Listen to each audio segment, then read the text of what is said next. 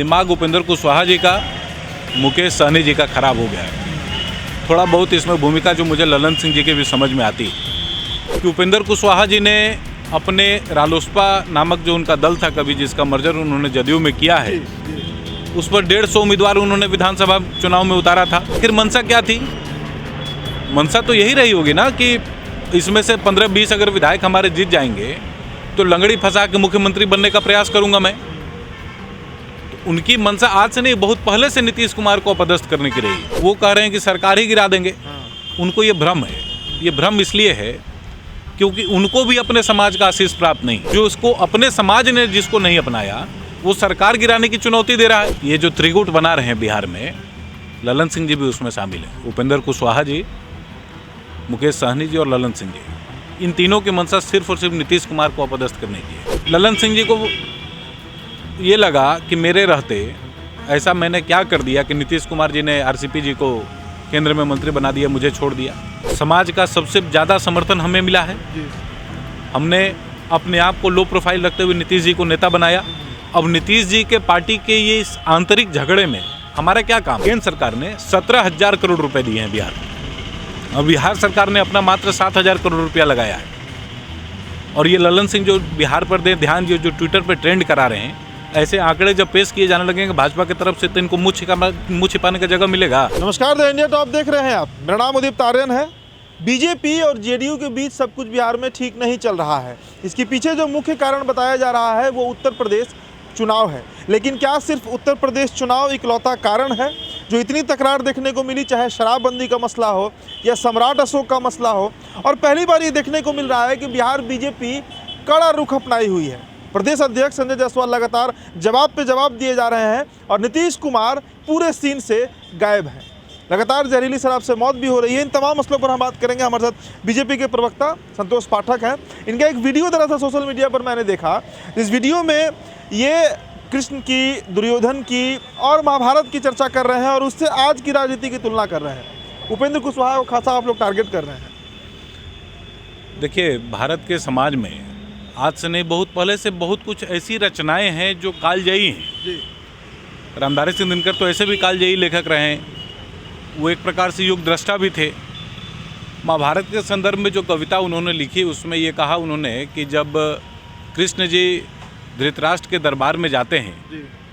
और सुलह कराने का प्रयास करते हैं कि पांडवों और कौरवों के बीच में सुलह हो जाए, हाँ, युद्ध टल जाए, युद्ध ना हो। हाँ। तो उस प्रसंग को जब वो लिखते हैं तो उसमें ये कहते हैं कि जब मैंने उनके सामने कहा कि उन्हें बहुत कुछ नहीं चाहिए, उन्हें 5 गांव आप दे दीजिए, उनका जो सम्मान है समाज का वो उनको लौटा दीजिए। यही मूल विषय है। गठबंधन धर्म में आज के संदर्भ में देखें तो सम्मान ही ना महत्वपूर्ण है। राजनीति में कोई क्यों आता है? सम्मान कमाने के लिए आता है। तो जब ये संदर्भ, लेकिन पद भी एक मायने रखता है और पद के लिए भी लड़ाई होती है। पद के लिए भी लड़ाई होती है। तो इस संदर्भ को जब वो आगे रामधारी सिंह दिनकर लिखते हैं कविता के स्वरूप में, तो वो कहते हैं कि दुर्योधन 5 गांव भी ना दे सका, दुर्योधन वह भी दे ना सका, आशीष समाज की ले ना सका, उल्टे चला हरि को बांधने, जो था असाध्य उसे साधने चला, और जब नाश मनुष्य पर छाता है पहले विवेक मर जाता है। तो किस पर अभी किसका नाश होने वाला है? किसका मनुष्य मतलब दिमाग जो है वो खराब हो गया है? दिमाग उपेंद्र कुशवाहा जी का, मुकेश सहनी जी का खराब हो गया है। थोड़ा बहुत इसमें भूमिका जो मुझे ललन सिंह जी की भी समझ में आती है। इसका कारण ये है कि उपेंद्र कुशवाहा जी ने अपने रालोसपा नामक जो उनका दल था कभी, जिसका मर्जर उन्होंने जदयू में किया है, उस पर 150 उम्मीदवार उन्होंने विधानसभा चुनाव में उतारा था। जो 150 उम्मीदवार उन्होंने उतारा, आखिर मंशा क्या थी? मंशा तो यही रही होगी ना कि इसमें से 15-20 अगर विधायक हमारे जीत जाएंगे तो लंगड़ी फंसा के मुख्यमंत्री बनने का प्रयास करूंगा मैं। तो उनकी मंशा आज से नहीं, बहुत पहले से नीतीश कुमार को अपदस्थ करने की रही। लेकिन 2020 का चुनाव का जब वास्तविक अध्ययन हम लोग करते हैं तो उस अध्ययन में तो ये स्पष्ट है ना कि नरेंद्र मोदी जी के नेतृत्व में और नीतीश कुमार जी के नेतृत्व में एनडीए को बिहार के जनता ने स्पष्ट मैंडेट दिया है। वो मैंडेट जो है वो सुशासन के लिए है, वो मैंडेट जंगल राज के विरोध में है, वो मैंडेट डेवलपमेंट के लिए है। लेकिन जब ये सरकार अच्छे तरीके से काम कर रही है, हमारी नीतियाँ सही हैं, फिर ये गठबंधन के अंदर जिस प्रकार का भ्रम अविवेकी होकर उपेंद्र कुशवाहा जी बनाना चाह रहे हैं, ये भ्रम क्यों बनाना चाह रहे हैं? मैं आपको एक संदर्भ देता हूँ। समाजवादी पार्टी जो थी एक समय पर राष्ट्रीय पार्टी थी, धीरे धीरे उसका विघटन हुआ, नेताओं के अंदर भयंकर झगड़े हम लोगों ने देखे हैं, और फिर उसका धीरे धीरे एक क्षेत्रीय स्वरूप अलग अलग राज्यों में उसका उभर कर आया है। जदयू हो, राजद हो, वो उसी समाजवादी दल के घटक हैं। मुझे जो समझ में आता है कि उपेंद्र कुशवाहा जी भी चूंकि उसी संस्कृति, उसी राजनीतिक संस्कृति में विकसित हुए हैं, तो उनकी इच्छा ये है कि नीतीश कुमार जी को अपदस्थ किया जाए। बहुत समय तक बिहार की जनता ने इनको शासन में देखा है, अब हमारी बारी है। तो जब ये बात आती है उनके दिमाग में, तो मैं उस कविता से इसको जब जोड़ता हूँ कि मैं आशीष समाज की ले ना सका, तो समाज का आशीष तो इनको प्राप्त नहीं है। 150 उनके जो समाज है, जो कुशवाहा कोयरू लोग हैं, वही उनको आशीर्वाद नहीं दिया। वही उनका अपना समाज उनको आशीर्वाद नहीं दिया। अगर समाज का आशीर्वाद होता तो आज ये स्थिति कैसे होती उनकी? जातीय राजनीति की एक अपनी सीमाएं हैं। डेवलपमेंट आज के 21वीं शताब्दी में जब हम जी रहे हैं, तो मौलिक मुद्दा जनता के सामने क्या है? विकास ही है ना। और हमारा जो एनडीए का जो गठबंधन है, उसका जो मौलिक गठन है, उसका एक केंद्रीय एजेंडा क्या है? डेवलपमेंट है। तो डेवलपमेंट की जो पूरी प्रक्रिया है, उसको उपेंद्र कुशवाहा जी डिरेल करना चाहते हैं, मुझे ये लगता है। दूसरी बात, अब मुकेश सहनी जी की बात होती है। मुकेश सहनी जी भी लगातार बयानबाजी कर रहे हैं, सरकारें गिरा देंगे, वो तो बोल रहे हैं। वो कह रहे हैं कि सरकार ही गिरा देंगे। उनको ये भ्रम है। ये भ्रम इसलिए है क्योंकि उनको भी अपने समाज का आशीष प्राप्त नहीं, और वो भी अभी अविवेकी हो गए हैं।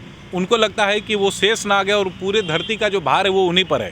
खुद सिमरी बख्तियारपुर से हार गए थे चुनाव, वो खुद उन्होंने अपना चुनाव हारा है। जो व्यक्ति अपने ही समाज का आशीष नहीं प्राप्त कर सका, जो उसको अपने समाज ने जिसको नहीं अपनाया, वो सरकार गिराने की चुनौती दे रहा है। 165 सीटें उनको उत्तर प्रदेश में लड़नी है। भाई आप लड़ लो, आपको लड़ने से कौन रोक रहा है? आप लड़िए, ये आपका अधिकार है, लोकतांत्रिक अधिकार है, आप लड़िए चुनाव। लेकिन हमारे गठबंधन में रह कर लड़ेंगे, ये कौन सी बात? हम एक राष्ट्रीय पार्टी हैं, भारतीय जनता पार्टी एक राष्ट्रीय पार्टी, हमारा एक राष्ट्रीय चरित्र है। हम उस चरित्र के आधार पर 1951 से काम करते करते आज 2021 तक की यात्रा हमने पूरी की है। नेतृत्व के सहारे, अपने कार्यकर्ताओं के सहारे, अपनी विचारधारा के सहारे। आपकी इसमें तो कोई भूमिका ही नहीं है। आप जातीय आधार पर खेलना चाहते हैं। हमारा केंद्रीय एजेंडा हिंदुत्व है। आपने बिहार में 11 सीटें लड़ी, उसमें से मात्र 4 जीते। आप खुद अपना चुनाव हार गए, और आपको लगता है कि आप पूरे बिहार के जो पिछड़े समाज के जो लोग हैं, उनका पूरा भार आपके माथे पर है। ये सब भ्रम से ये लोग बाहर निकले। समाज अब सिर्फ जाति की बात नहीं करता है, समाज को विकास चाहिए। इनका कंट्रीब्यूशन क्या है समाज में? कुछ वर्ष तक इन्होंने मुंबई में नौकरी की या कुछ काम करके वहाँ से पैसा कमाए, वो पैसा लेकर यहाँ पर बिहार के राजनीति में आकर अपना स्थान बनाना चाहते हैं। आपका कंट्रीब्यूशन क्या है? गांधी मैदान में रैली करने से आप नेता हो जाएंगे? समाज की स्वीकार्यता जिस व्यक्ति के साथ ना है, उसको कभी भी पूर्ण स्वीकारोक्ति के साथ समाज नेता नहीं बनाएगा। ये बात इनको ध्यान में रखना चाहिए। और अपनी जो वस्तु स्थिति है, अपनी जो राजनीतिक स्थिति है, उसका वर्गीकरण करने का समय है कि नहीं उनके पास? उनको खुद सोचना चाहिए। अगर उनको आगे नेतृत्व करना है समाज को, तो बिहार में संगठन पे अपना काम करें, अपना संगठन का विस्तार बिहार में करें। वो पैन इंडिया के नेता क्यों बनना चाहते हैं? वो संभव है क्या? जो चीज़ें असंभव हैं, ऐसे लोगों को लगता है, जब उनके मन में जब नाश छाता है और व्यक्ति अविवेकी हो जाता है, तो इसी प्रकार का द्वंद्व वो पालता है। 17% निषाद वोट का दावा करते हैं मुकेश सहनी, जबकि जातीय जनगणना नहीं हुआ। तो क्या 17% जो निषाद हैं, जो केवट मल्लाह कहलाते हैं यूपी में, वोट देंगे इनको? देखिए, अगर वोट देना होगा समाज को, तो वहाँ पर क्षेत्रीय दल हैं कि नहीं दूसरे? वहाँ समाजवादी पार्टी का गठबंधन है, राजभर जी हैं, चंद्रशेखर रावण है, मायावती जी हैं। जब वहाँ पर ऑलरेडी कई क्षेत्रीय दल काम कर रहे हैं, तो ये इनकी क्या प्रासंगिकता बनेगी वहाँ? आपको बिहार में जब आप जाएंगे तो लोगों के सामने क्या कहेंगे? मैं खुद का चुनाव हारा हूँ व्यक्ति हूँ और आपको मैं नेतृत्व देना चाहता हूँ। समाज स्वीकारेगा क्या? एक और सवाल है, देखिए, आरसीपी सिंह के ऊपर लगातार ये आरोप लगा है, कई बार खुलकर बातें हुई हैं कि वो बीजेपी गुट के आदमी हो चुके हैं। नरेंद्र मोदी ने उन्हें मंत्रालय दे दिया, और अब यूपी चुनाव में चूंकि सीट नहीं दिया जा रहा है जेडीयू को, अभी तक तो बीजेपी चुप है एकदम। जेडीयू से तमाम बयान आ रहे हैं, राष्ट्रीय अध्यक्ष ने भी बयान दिया। तो क्या अंत में जब अंतिम लिस्ट निकलेगा आप लोगों का 7वां चरण का, तो सारा ठीकरा कहीं ललन सिंह फोड़ेंगे तो नहीं आरसीपी सिंह के सर पर? देखिए, ललन सिंह ये जो त्रिगुट बना रहे हैं बिहार में, ललन सिंह जी भी उसमें शामिल हैं। उपेंद्र कुशवाहा जी, मुकेश सहनी जी और ललन सिंह जी, इन तीनों की मंशा सिर्फ और सिर्फ नीतीश कुमार को अपदस्थ करने की है। ये केंद्रीय मानसिकता है इनकी। ललन सिंह जी को ये लगा कि मेरे रहते ऐसा मैंने क्या कर दिया कि नीतीश कुमार जी ने आरसीपी जी को केंद्र में मंत्री बना दिया, मुझे छोड़ दिया। आखिर नीतीश कुमार जी के रिकमेंडेशन से ही ना कोई मंत्री बनेगा ना केंद्र में, बिना उनके सहमति के तो कोई बना नहीं देगा। जब तक अध्यक्ष का सिग्नेचर नहीं जाएगा वहाँ पर, तब तक कोई उनको तो बना नहीं देगा। नीतीश कुमार जी के मंशा के बिना वो तो बनेंगे नहीं आरसीपी जी मंत्री। तो ये बीजेपी की इसमें कोई भूमिका नहीं है। यहाँ से जो जदयू के द्वारा जो नाम भेजा गया, उनको हमारे नरेंद्र मोदी जी के नेतृत्व में उनको मंत्रिमंडल में जगह दी गई है, इतनी बात है। जहाँ तक यूपी चुनाव का बात है, आप इस डेटा को कहीं से भी वेरीफाई कर लीजिए। 2017 का चुनाव जब आया था, उस समय जदयू एनडीए का हिस्सा नहीं था बिहार में। ललन सिंह जी ने एक बात कही थी कि उत्तर प्रदेश में हमें जानता कौन है, हमारे मांगने से वोट कहाँ मिलने वाला है, और नीतीश कुमार जी के भी मांगने से वोट कहाँ मिलने वाला है। 2017 से आज 2021 में हम लोग खड़े हैं। ऐसा क्या जदयू के संगठन ने उत्तर प्रदेश में कर दिया कि इनको 51 सीटें दी जाएं? जब आपका गठबंधन ही नहीं है, आपका संगठन का विस्तार ही नहीं है, जब आपसे कोई बातचीत ही नहीं हो रही है, तो ये ट्विटर पे जो ये देश के प्रधान बिहार प्रदेश ध्यान जो ये ट्विटर खेल रहे हैं, इस बात का ध्यान ललन सिंह जी को भी रखना चाहिए। आप नेता बनेंगे तो इसी गठबंधन के सहारे ही बनेंगे, और आप अपने व्यवहार से, अपने कार्यकुशलता से बनेंगे नेता। किसी को हड़का के धमका के राजनीति का वो समाजवादी पैटर्न जो कभी 50 और 60 के दशक में शुरू हुआ और 90 आते आते जिसका ह्रास हो गया, उस पैटर्न पर देश की राजनीति नहीं चलती। अभी एक रिसेंट सर्वे आया है, प्रधानमंत्री नरेंद्र मोदी जी को 71% लोगों ने देश का नेता माना है। ये सबसे बड़ी उपलब्धि है हमारे सरकार की। आज हमारे 8 वर्ष पूरे होने जा रहे हैं केंद्र में, 7 वर्ष पूरे होने जा रहे हैं, और जनता के बीच में जो नरेंद्र मोदी जी की जो स्वीकार्यता बनी हुई है वो इतनी ज़बरदस्त है कि इसके बीच में ये लोग कहाँ आएंगे? ये आएंगे ही नहीं। इस बात को, इनको कन्फ्यूजन निकाल देना चाहिए कि ये लोग कुछ भी करेंगे तो उससे भारतीय जनता पार्टी की सेहत पर कोई असर पड़ेगा। एक बात और आपके ऊपर, हाँ बताइए। बिहार में अगर ये लोग गठबंधन तोड़ देंगे तो यही सवाल भी था मेरा, तो भारतीय जनता पार्टी का क्या होगा? हम 1951 से लगातार समाज में काम करते करते करते यहाँ तक पहुँचे हैं। हमने कई सत्ताएं छोड़ी हैं। 54 में हमारी सरकार राजस्थान में बनी थी, और तत्कालीन अध्यक्ष जो हम लोग के दीनदयाल उपाध्याय जी थे, उन्होंने सरकार से समर्थन वापस ले लिया। सरकार गिराई हमने, अपनी सरकार हमने गिराई, क्योंकि जो हमारी विचारधारा है उसके अनुकूलता में वो सरकार नहीं थी। बिहार में आज हम सबसे बड़े दल हैं, किसी को इसमें कोई कन्फ्यूजन नहीं है। समाज का सबसे ज़्यादा समर्थन हमें मिला है। हमने अपने आप को लो प्रोफाइल रखते हुए नीतीश जी को नेता बनाया। अब नीतीश जी के पार्टी के ये इस आंतरिक झगड़े में हमारा क्या काम है? आप हमारे अध्यक्ष को क्यों टारगेट कर रहे हैं भाई? आप प्रधानमंत्री जी को क्यों टारगेट कर रहे हैं?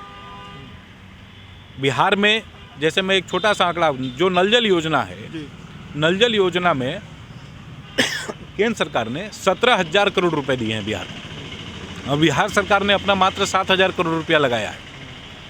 और ये ललन सिंह जो बिहार पर दे ध्यान, ये जो ट्विटर पे ट्रेंड करा रहे हैं, ऐसे आंकड़े जब पेश किए जाने लगेंगे भाजपा की तरफ से, तो इनको मुँह छिपाने का जगह मिलेगा। तो उतना ही करें जितना उनका भी सम्मान बना रहे, हमारा भी सम्मान बना रहे।